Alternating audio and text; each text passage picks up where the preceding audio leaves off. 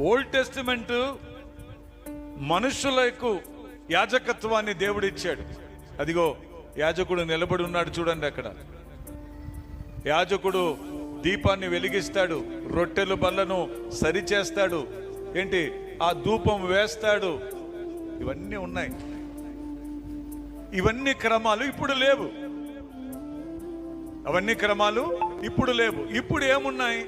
ఆత్మ సంబంధమైన మెల్కీసెదెకు యాజకత్వములోనికి వచ్చాం మనం. యేసు ప్రభు యాజకత్వములోనికి.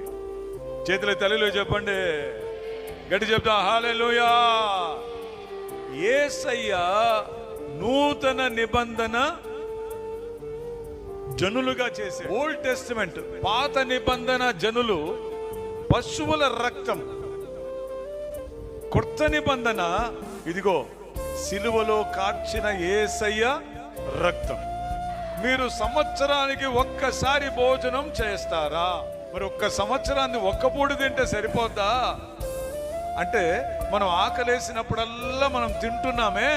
పాపం చేసినప్పుడల్లా ఒక గొర్రె పిల్ల మన కొరకు వధించబడేది. అది పాత నిబంధన. కొత్త నిబంధన ఏంటో తెలుసా?